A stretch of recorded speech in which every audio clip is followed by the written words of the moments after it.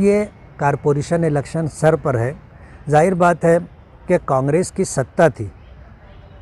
Corporation में आज इस साल का 530 करोड़ का बजट है, उसमें से 200 करोड़ रुपया मूलभूत सुविधा पे खर्च किया जाता है।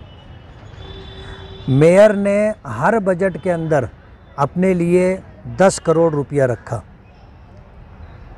जो उसके अपने इख्तियार में था। वो जहाँ चाहे वहाँ खर्च करे। बजट की कापी आप देख सकते हो।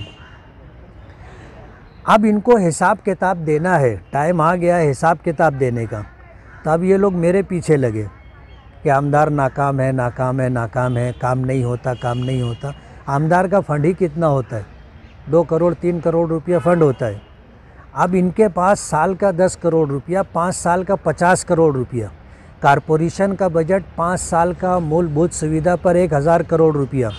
इनको 1000 करोड़ रुपये का हिसाब देना है, मेयर को 50 करोड़ रुपये का हिसाब देना है। पूरे शहर को मिसगाइड कर रहे हैं कि वो आमदार से हिसाब मांगे, और हम लोगों को बेदार करने की कोशिश कर रहे हैं कि जिनको 50 करोड़ रुपया खर्चा करने का पावर था और जिनके पास 1000 करोड़ रुपया मूलभूत सुविधा पे खर्चा करने का मामला था, आप उनसे भी हिसाब लो ना। हम तो अपना हिसाब देंगे, हम पाबंद है हिसाब देने के, हम अपना हिसाब देंगे और हम शहर के लोगों को बता भी देंगे कि हमने क्या काम किया है। शहर के लोगों को इनसे पूछना चाहिए।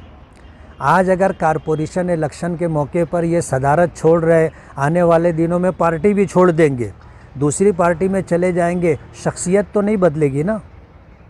ये वही रहेंगे जो थे, और जो इनके पास कुर्सी थी जिस पर रह करके इनको 50 करोड़ रुपया मिला था खर्च करने के लिए मूलभूत सुविधा पे, और साल का इनके पास पूरे शहर में 1000 करोड़ रुपये का फंड था।